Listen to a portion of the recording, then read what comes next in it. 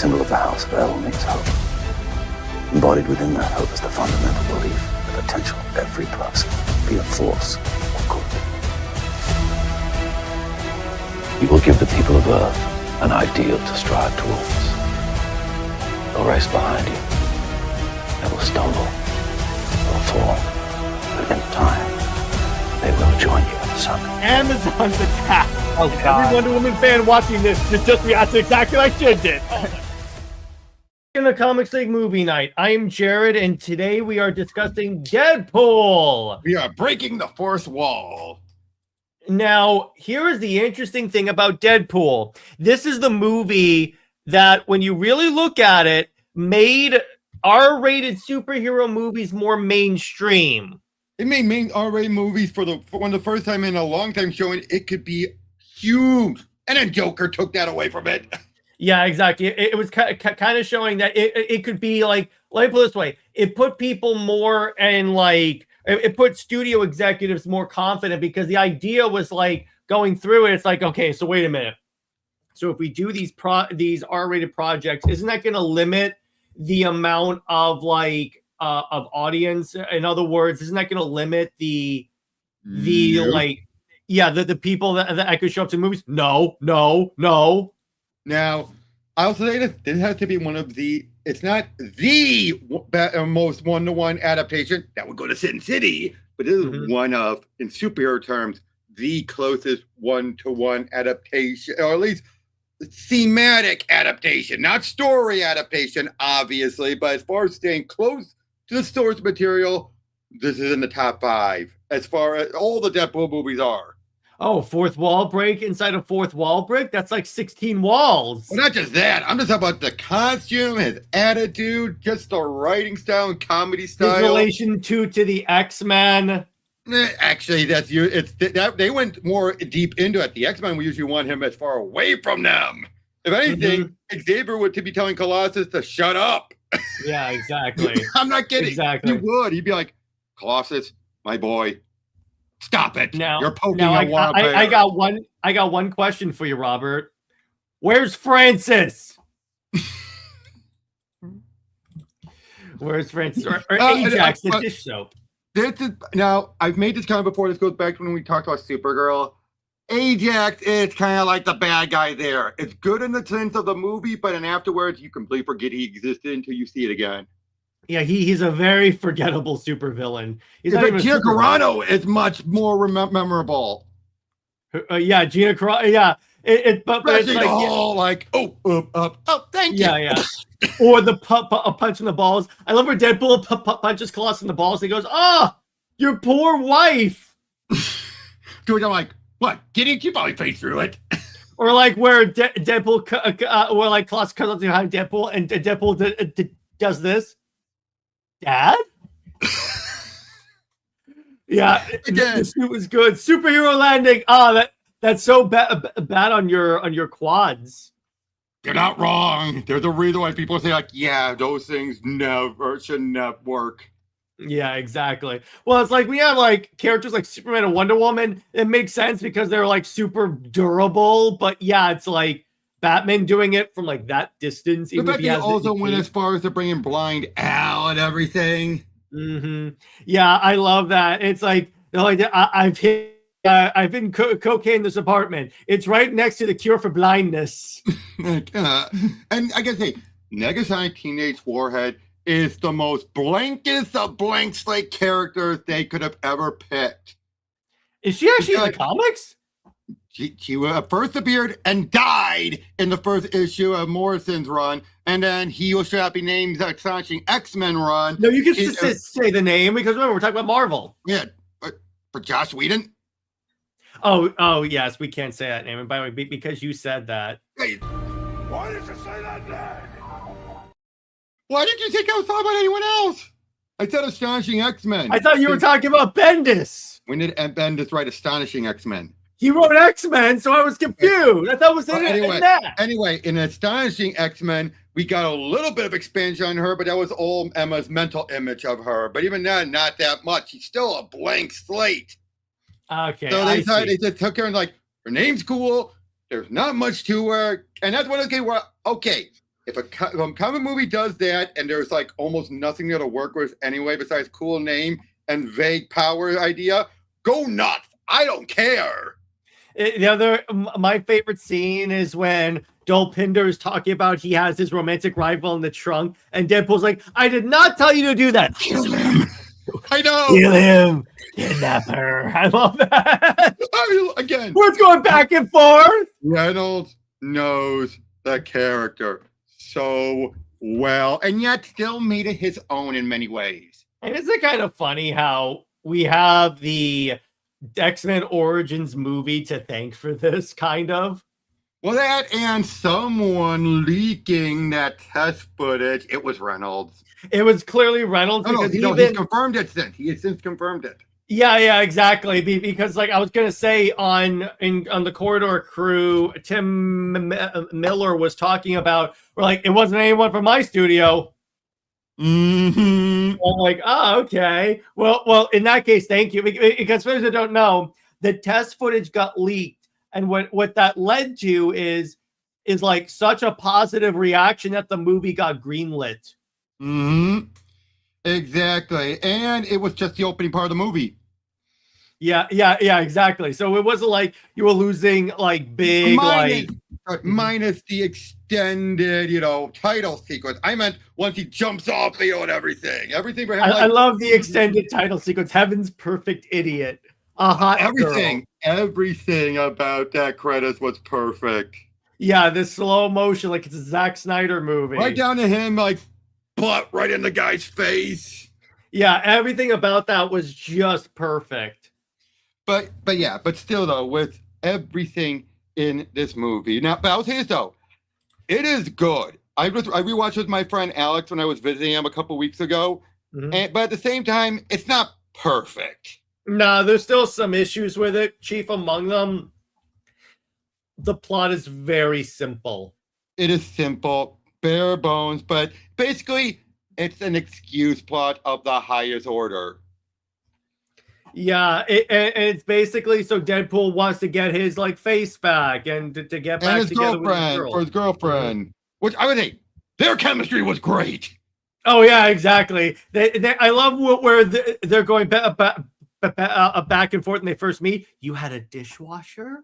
Mm-hmm. But then also like Happy Women's Independence Day or whatever. Yeah, what they're doing every holiday. Happy Lent. They're just sitting there. They gave up sex for that day. Yeah, I know. But then she puts out a strap. Yeah, exactly. He's like, things I'm doing for love. Yeah, exactly. You can still tell that's the look of a guy like, only for her. Mm-hmm. Yeah, exactly. I loved a lot. That was really good. And it's like, yeah, the Cameron says the soundtrack is also a banger. I can't not hear X Gun Give It to You without watching X Gonna Give It to You. I more remember that because of Resident Evil 2, to be fair. But still, yeah, exactly. You know why I say that, right? Yeah, wasn't that a mod when we could have it? Because Mr. X comes over, they're like, X gonna give it to you. What gonna give it to you? Yeah, exactly. I love that. That's great. But yeah, Colossus always his. Funny thing is, he's not out of character. They just turned up some of his stuff to 11. Like he's more naive, heroically naive. He's more Russian, but he's not out of character. He's exaggerated. Be an X-Men Deadpool. Where Negasonic Teenage Warhead talks about how the house blows up so often. He goes, house blowing up good for you. It builds character. That's what I mean. He's exaggerating. He would never actually say that in the comics. But in this world of Deadpool, you could totally tell his quirks are turned up. But not, again, like, this is, like, he wouldn't say those exact words. But he'd say something along the lines. I love where he goes, I'm going to spell out your name. He spells out Francis in the dead bodies. Mm-hmm. Where his hand gets cut off and the hand is giving Colossus the finger. And then he has that really tiny hand. He goes, wait, is your hand really small? It's like a KFC be sport. Huge. Huge. It's like a KFC sport. But yeah, hold on a second. Yeah, exactly. And he goes, I love how this mansion has been blown up multiple times. Yeah, that's good. I love that. But Yeah. So what about you? So by the way, I feel like I have to say this real quick. This is very off topic, but I know someone's gonna come in the comments and ask me. All right. The thing is, and by I'll put Robert on like. So she's coming back. I'll be right back, dude. I'll be right back. Yeah, no problem. But so here's the thing. Comic-Con is happening right now, and we may or may not have had King himself confirm he's leaving Wonder Woman. Just wanted, may or may not. I'm looking for corroborating like announcements for that to happen. Granted, King does not use his social media to promote Wonder Woman, so it's like there's that. But still, I want to wait until I get some corroborating evidence before I go, oh my god, it's happening. But anyway, back to Deadpool. The other thing I really love about this movie is that, Cameron, the suit is also really good. I like how it's like a little more bulky, and he goes, it's my I like how you see like the progression of the suit as like he starts killing people. He's like, where's Francis? And he goes, where he goes, is my face being like this? He goes, or like, why, or he's like trying to clean out the blood, and then Blind Al is like, why don't you wear red so no one can see you bleed? I don't understand that.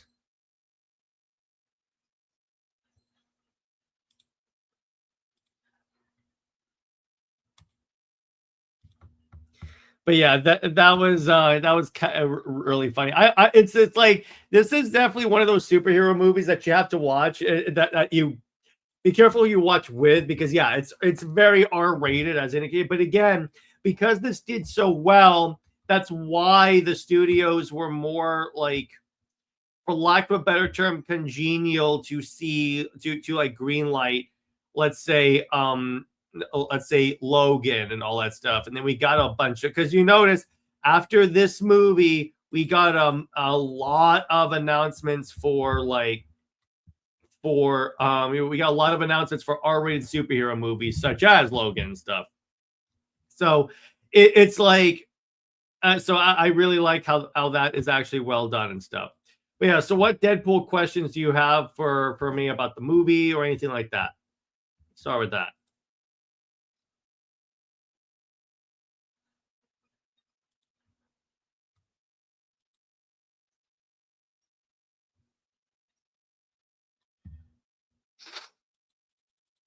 So we'll start with that because there's some good stuff on there.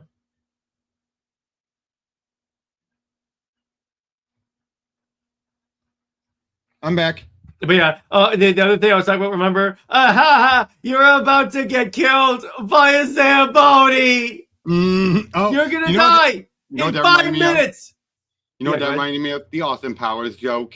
Yeah, exactly. No! Move. But so let me ask you this. So what did you think of like I liked how you see the progression of his suit where like Al's like, why don't you make it red? Yep. Oh, can I talk about the one thing that has not that I'm like, yeah, we could have done without him. All right. Weasel. Yeah, that doesn't age well, but particularly when you know TJ Miller. I mean, he's all right. You wonder why he didn't come back for the third movie. Well, Reynolds was done with him. Yeah, because for those who don't know, let's just say TJ Miller had complicated relations with women. Let me put it to you. And other threats he made too. Yeah, so it's like, so it's like they really dodged a bullet getting rid of TJ Miller. But yeah, so what other Deadpool questions do you guys have? There's a lot of good stuff there. Yeah, because again, this movie was a good starting point. I would say that, and I'll be honest, I go back and I do feel Deadpool Wolverine is my favorite of the trilogy. The second one, it goes back and forth between 1 and 2, actually, because both have their flaws and their strengths.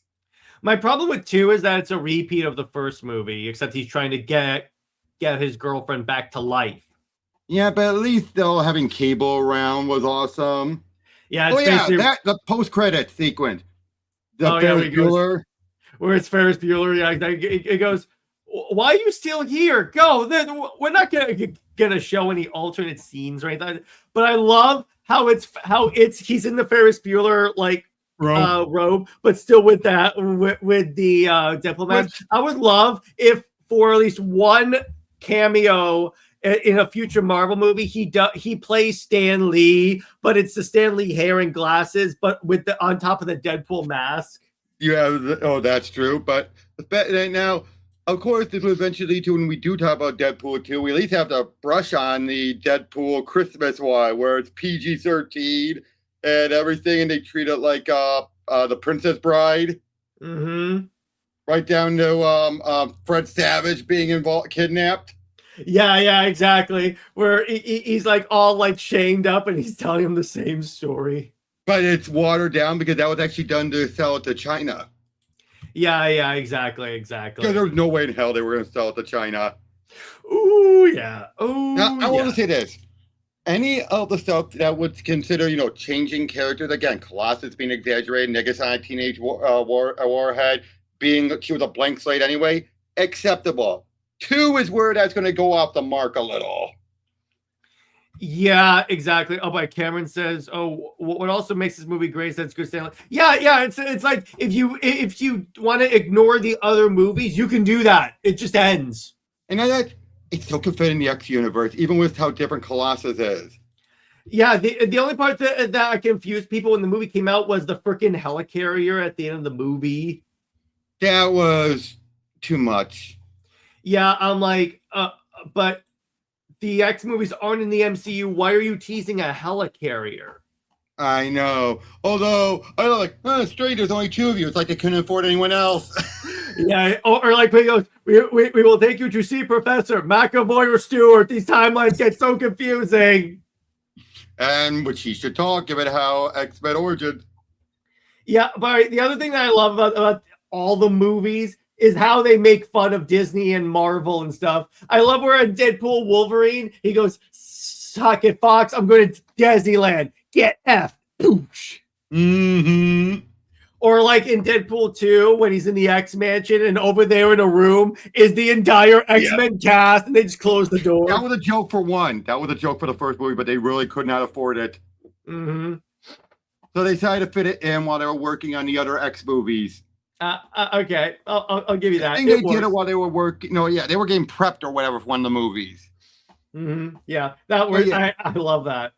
Mm-hmm. But again, there is a lot to enjoy about this. Do I consider one of the best comic book movies of all time? No, but no, it's definitely not. But top the 20. The thing about it is like. It's like it definitely is top 20. The thing about it is like it's not. I don't think it's meant to be like a superhero masterpiece movie though. If I will say this though, Deadpool is both in character and yet a little out of character. A little too heroic. All right, so how is he out of character? I think he's a little too heroic. Yeah, that's not Deadpool. He can be at times, but it all depends on the situation. And that's the other thing with the romance thing. Yes, he's had romance. Yes, he most certainly has, but not like this. Yeah, it's like because like it's either been Lady Death or someone else. By the way, his girlfriend is an actual Marvel character named Copycat. Yep. By the way, you know what's one of my favorite images of Deadpool that still cracks me up? It's when it's a image of him and Siren from X Factor, who he's had a history with, and she's bringing him a gift. You know what gift he gave her? What? A box right at his crotch level. It's in a box. I love. I'm not going to say the word, but he actually does say it, obviously. Yeah. I love that one. It's my junk in the box. I also love where she takes off his mask and he has the Hugh Jackman like thing stapled to his face. That was priceless. That's what priceless. Or like when they're packing up all the guns, they throw in the Sexiest Man Alive cover as well. And both. And I love how they build up. He's packing up all these guns and then he leaves them in the cab. Again. Yeah, I love how that's done. And they're like, "Wait, where are all your guns?" He goes, "Shit." And then, of course, but he calls them up and then I love it. You think he's going to crash front end? Nope, it was the back end. Yeah, and Dopin and Bantu was like, ah! But I love him. Yeah, I like him as well. I like where he tries to, in the second movie, he tries to be part of the team. Then as soon as he sees, he's like running with them. And as soon as he sees Juggernaut, he's like, I'm out. Yeah, like, ooh. Yeah, I love that. That was. Oh, I also love. I will say this when we get Deadpool too, but I have to say it where Cable says a snarky line, and then Deadpool goes, "Yeah, save it, Thanos." Mm-hmm. I'm like, all right. You know what? I wonder, like, Ali Brolin did a great job. I wonder if they also cast him just for jokes like that. I wouldn't be surprised in this. But and it's like, here's the thing. It's like, yeah, exactly. It was very well done, and he plays a really good Cable. Mm-hmm. And you know what's kind of funny? They also brought in X-Force in that, so that was basically the Rob Liefeld movie. In many ways, but again, some of the things like what they did with Shatterstar. Robert. What? You froze. I'm sorry, I said Shatterstar. Yeah. Or I will say it is kind of funny, the whole X-Force scene. They're building up this Black Ops team, and they all get killed on the approach, not even in combat, except for except for the normal guy. And I love where Domino it's like she has luck powers, and then Deadpool goes, I don't know. I don't know how you can make that look cinematic. And behind her, it's like everything's going nuts around her. And that's one thing I'll say, though. He actually did a good job as Domino. Doesn't look like her in obvious ways, but still did a good job at doing the personality. Yeah, exactly. Oh, that's two. We're talking about one. For one, it was a good standalone in case it failed. Mm-hmm. But if anything, if it failed, Rounds will be like, hey, got out of my system. Yeah, at the very least, we got a Deadpool movie. So it's like, all right. Come true. Yeah, exactly. So it's like, at least you got a Deadpool movie. Luckily, it was big enough that Deadpool is now a like mainstream known character to the degree, because Deadpool was known to a degree, but not as big as he is now because of the movie. Mm-hmm. Because it was always like, oh, Deadpool is like this, like it's like, oh, he's basically like the Red Ninja guy. But now everyone knows, no, he's the fourth wall guy. Although, you know what? I think the first time media thing that really got people's mainstream attention on Deadpool was his appearance in X-Men Legends, too. Oh, yeah. He is in that. And he also plays him. If you replay the game and then you get to when Deadpool shows up, but you're playing as Deadpool in the party, he says, like, hey, you look familiar. Yeah, I know where I've seen you. In my mirror. You're me. No, you're me. Yeah, the first time I ever encountered the character of Deadpool was actually in that series, Ultimate Alliance. Yeah, but they only did that because of Legends too. Yeah, exactly. But so that was really fun. I enjoyed that one. But yeah, but yeah, it's like it is. It's a movie with surprisingly few visual effects, except for like obviously Colossus and such. Yeah. But it's like the effects were good, actually. Yeah, and they aged so well. Mm-hmm. Like, I'm like, how is this a movie that came out like when did Deadpool 1 come out? I'm not sure, but can I also say this? You know what was really effective? The cancer reveal scene. Oh yeah, exactly. By 2016. So 10 years ago. First the passing out, and then how he's just looking at the love of his life while she's trying to figure out other ways, like going to another country to get a cure, experimental. And I love where he holds up the brochures. He goes, Yugoslavia, is that where you go to get cancer?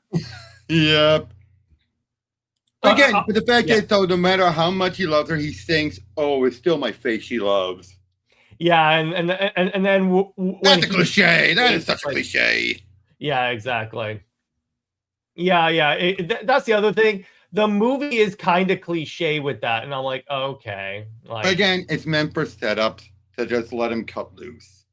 Yeah, exactly. But and I do love how many, like, I also love he goes, it's my face. Did you think Ryan Reynolds got this far for your acting method? I also love, of course, when he's ready to shoot Ajax, Claus is like, you have this one moment. Like, Wade, why you're just going on and on and on. Yeah, what? You're so boring. And then it's like, Wade, like, okay, yeah, next 2 moments, I'll get it right. And I love where Wade keeps saying, okay, say one curse word, please. Just once. Just once. Just say once. Again, and Colossus was really good. Mm-hmm. Again, yeah, exaggerated, but not out of character. No, yeah, exactly. It's one of those things where like he's close enough that I'm cool with it. Now, but there is a difference between being exaggerated and being out of character. Exaggeration means you take something that's there and just turn it up to 11. Yeah, exactly. It's more like they make it. Yeah, they wanted to have their version of Superman essentially because that's the role Colossus plays. Pretty much. Again, like I said, stuff like he's not that Russian for one thing. He's never been that Russian. Yeah, exactly. In Soviet Russia, everyone have metal skin. Yeah, like he was never that bad. But again, it's a Deadpool. It's basically this is how Colossus would be in a Deadpool comic.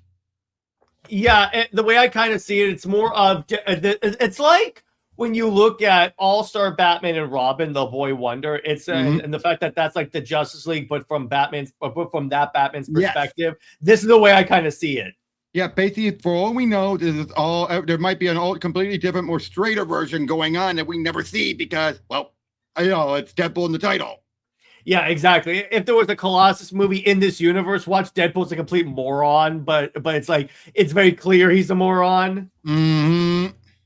That would be so hilarious. Mm-hmm.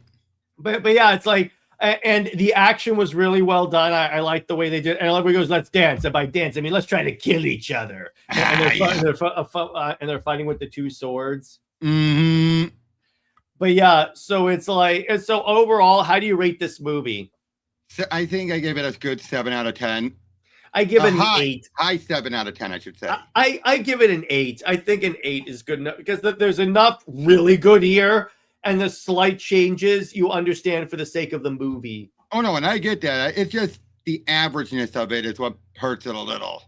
Yeah, that's very true, particularly compared to like the superhero movies that came out after it and stuff.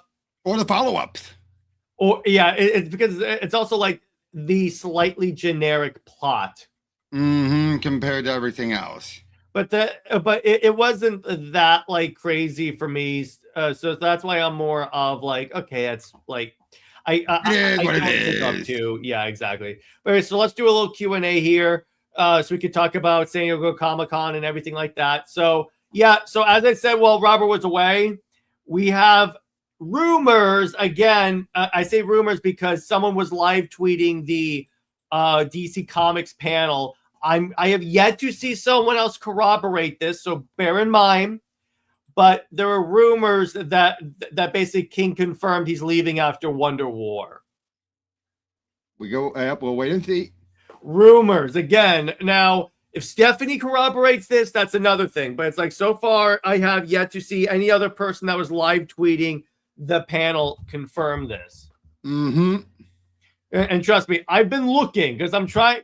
Because obviously, anything about that news is like perked up my ears. But anyway, did you see that? Like, also Zermatico is joining the Superman book. Yep, perfect person to take over. I mean, yeah, exactly. Because like anyone that's read Green Lantern knows that. Like, oh my god, the guy's been around for a lot longer than people realize. Yeah, the first time I saw his work was actually in like Flashpoint Beyond. And first time for me was actually the Green Lantern Black during Morrison's Green Lantern, Black Dark Stars or whatever. Yeah. So the point is he's been around for like a while, even though it's like he's just now getting this type of push. Also, exactly. Also, I will say it's great to see again Marvel get absolutely destroyed in terms of the Eisners. Yep. Well, you can't get any more destroyed than barely being nominated, but I know what you mean. No, but you know what I mean. Yeah, exactly. It's from a PR perspective. It's like barely any of your stuff even got nominated. So it's like DC completely destroyed everything. By the way, did you see Spaceballs completely making fun of the cinematic universe? Yeah, they have their own. So they have a picture that has their own slate. It's like all these other movies that Phase is like one, phase two. Yeah, exactly. It's like all these other random movies. I love that. I love it though. Dark Helmet Origins, a Spaceball story. Dark Helmet Origins 2, even younger. A Dark Helmet Origins 3, youngest. Dark Helmet Origins, where it all began. Yeah, exactly. Yeah, exactly. That was always really funny for that. But yeah, I will say we did get some cool Marvel news. Like we're getting some like cool like elsewhere graphic novels. We also heard that the X-Men are going to be taking over the main like spot as Marvel's super team because the Avengers are apparently going to be disbanded after the Red Hulk thing. You know, we're getting a book.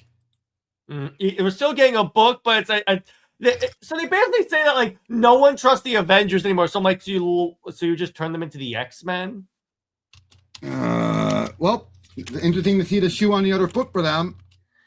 Yeah, but still, I'm like, but it's like, and you replace it with the X-Men, like that's gonna be any better? Well, to be fair, we're not seeing Avengers number 2 at all. Or 3. Oh, the other fun thing, by the way, is that Iron Man is going bi-weekly. Ooh. So we're gonna get more Iron Man books for that. Oh, by the way, apparently at the DC panel, there was a joke where King reveals that he initially pitched an alternate line for that quick, I need to run before Tom King gets me. The line he pitched was, I better get out of here before Tom King Alfreds me. I give him. That's good. I like that. Where King really tells you, like, hey, I can be funny.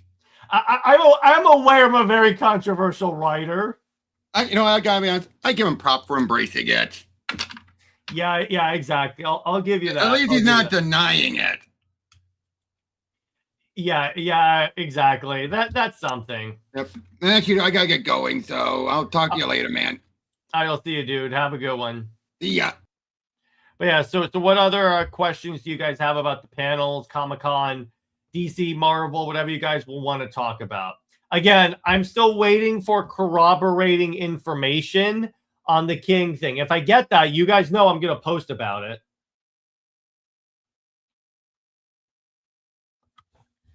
But it's like I'm going to let, but obviously I'm going to wait and stuff. But yeah, so you guys can ask me any questions you want to hear the answers to regarding like Wonder Woman, DC Comics, whatever you guys want.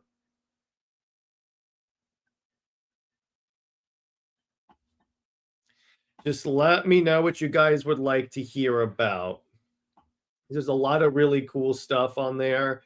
And there's been a lot of interesting like announcements showing up. So we'll definitely see what's happening.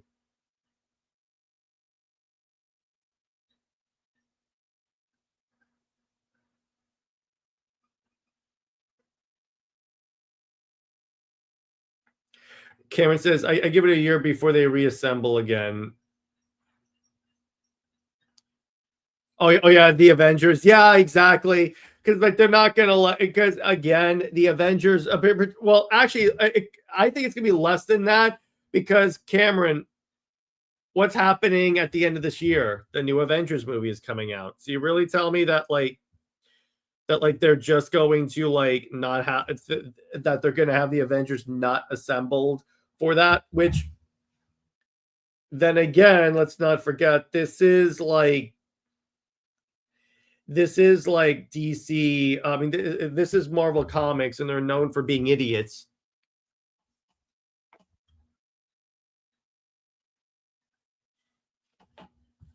But yeah, so we'll see about that. So it's like so currently what I'm doing is I am taking a screenshot of that news so that I can actually like so I can email Stephanie and say, is this legit? Because yes, I have her email and I can contact her.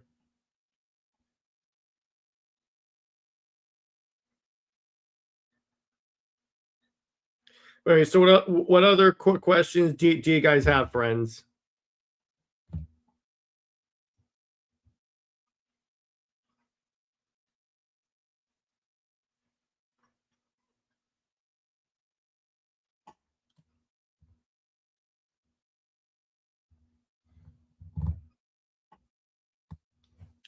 But yeah, so what other questions do you guys have?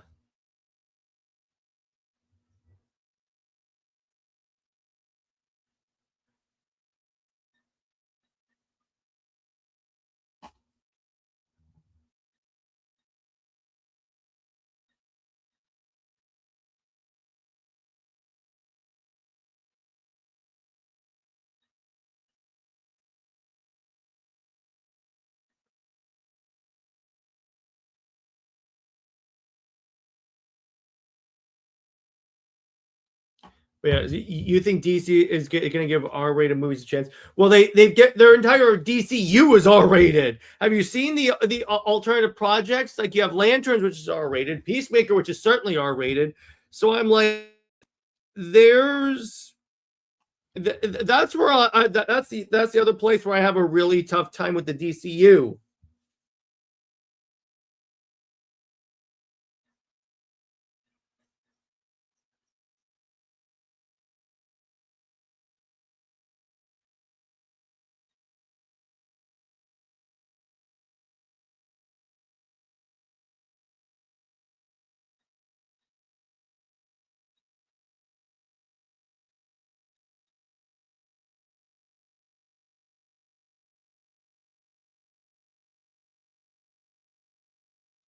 That's where I'm a little confused there, because I'm like, okay, but I'm trying to check that.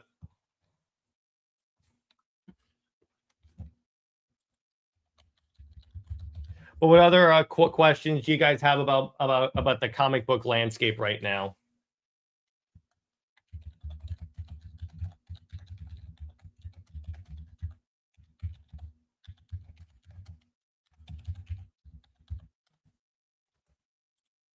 But it's like in terms of R-rated movies, it really depends on the character. Like Deathstroke, they can do a R-rated movie for it, like 100%.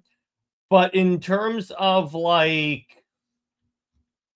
in terms of like regular DC characters, I don't think it should be an ongoing thing that the character that DC does R-rated projects. I really think that it really ought to be like a rare thing that occasionally happens because there's like a character, but I don't think DC should become the R-rated publisher. That's just me. That is just me. But yeah, so let's get a couple more questions in there and then I'll wrap up for the day because I got to go get ready for work because I work the night shift.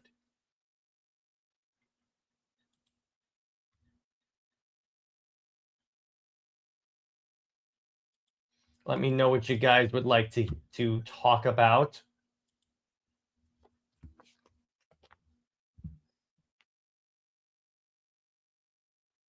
I also have other sources that I can talk about, but let's do that.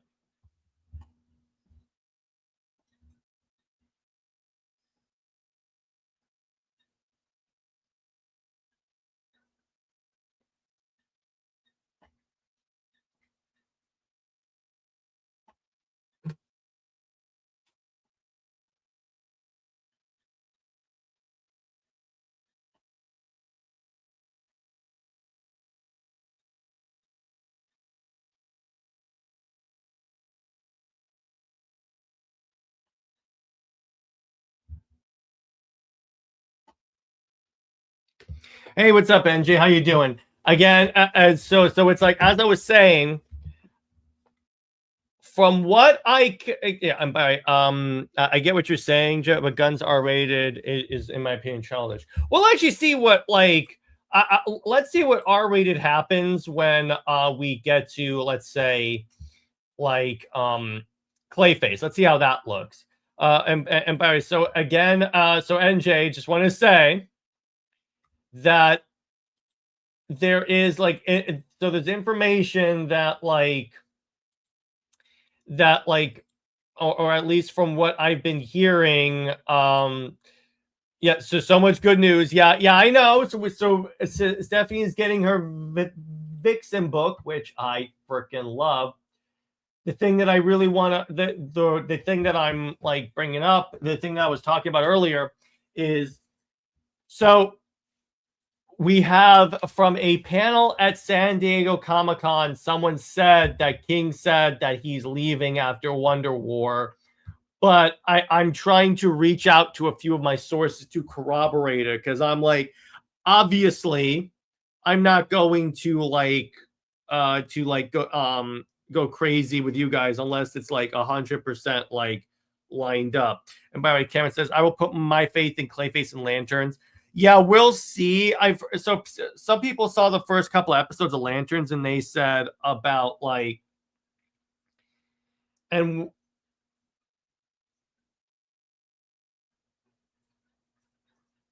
what they said is and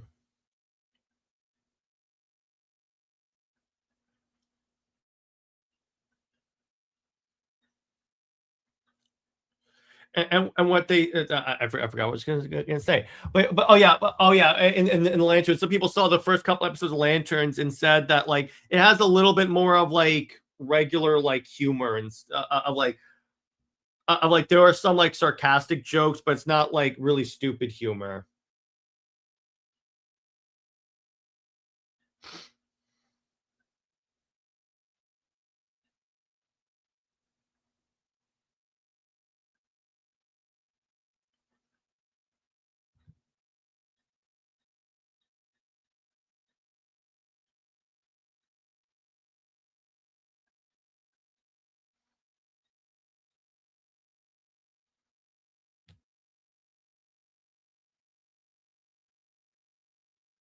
Okay.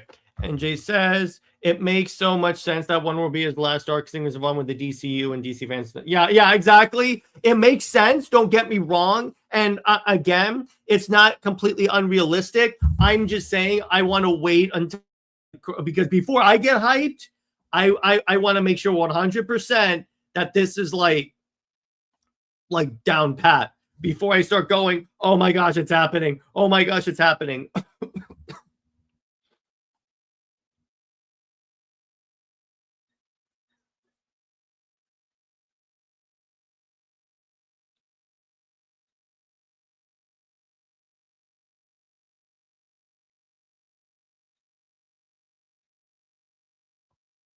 Yeah, because obviously that's not fair to you guys if I constantly hype up. Because unlike YouTubers that do this for clicks, they I don't just say stuff that I can't back up.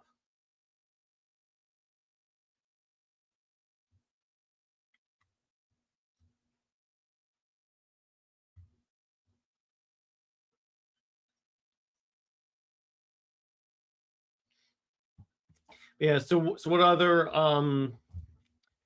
questions do you guys have before I wrap up for the day?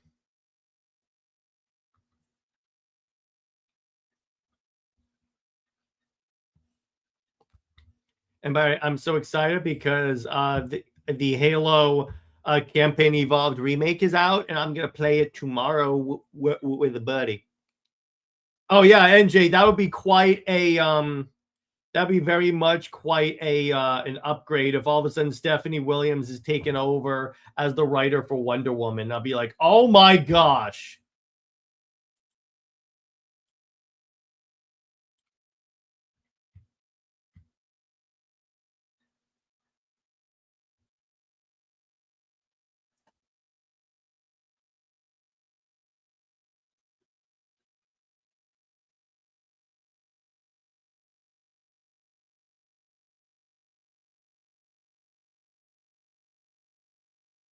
Or other, yeah, it would be quite the upgrade if all of a sudden Stephanie Williams is going to be the writer on Wonder Woman. Because if anyone that really loves the character, it's definitely her.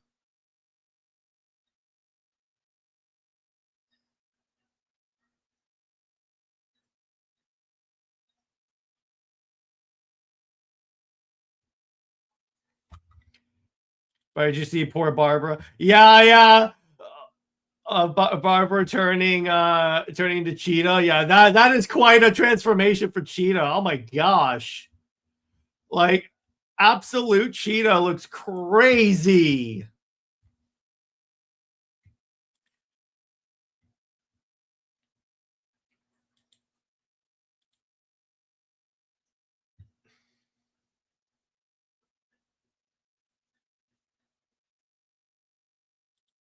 Actually, you know what? I'm gonna pull up that image right there because that looks crazy.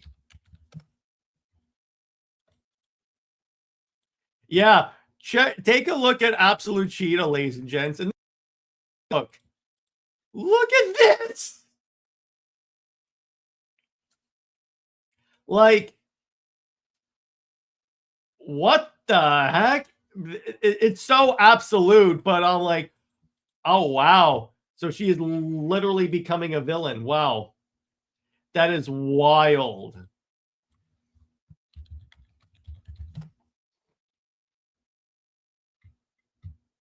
Like that is something where I'm like, oh my gosh.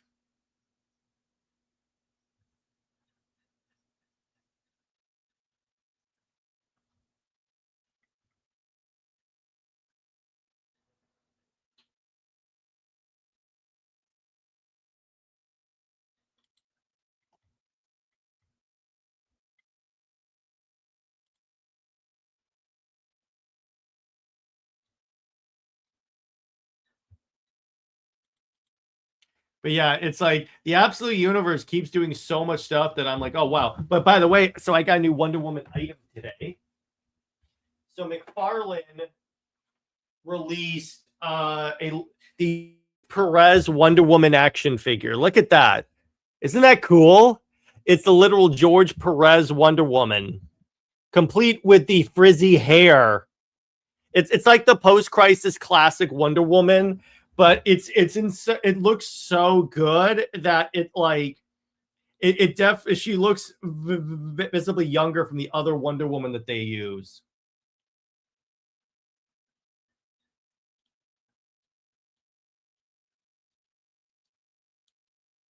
So I think it looks really good. I'm going to put her in my little shelf here with the Wonder Woman on the buy.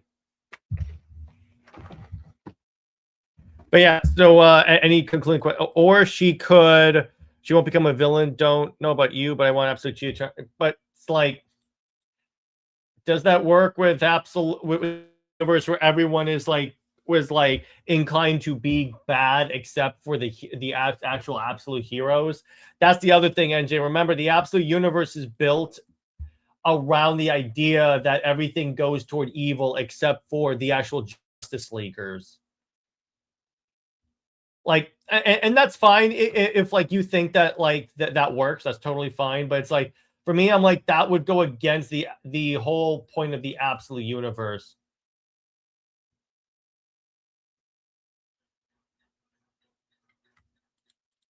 I mean, Cersei and Killer Croc did so far. But remember, it's like, I mean, actually, could you? We'll see, but so far, Killer Croc is a good guy. But he still attacked Batman when he was turned into like a croc creature. And so I'm still not convinced. Could happen, but you know what? I'm still not convinced yet. We'll definitely check it out for sure. Anyway, I think that's a good place to leave it because I got to go get ready for work. But I will see you guys maybe tomorrow, but for sure on Monday, because Britt and I are going to be doing Super Wonder. We're going to chart the love story of Superman and Wonder Woman in our ideal universe, from first meeting all the way to like Kingdom Come era stuff. And then we'll so Amazon Answers that day, I think, where I'll talk about like Wonder Woman crossovers. For Wonder Woman Wednesday, I'm going to talk about DC needs making Wonder Woman the leader of the Justice League, like they keep claiming she is. And for movie night next week, we are discussing, let me pull up the list that we made up so we can like be sure about that.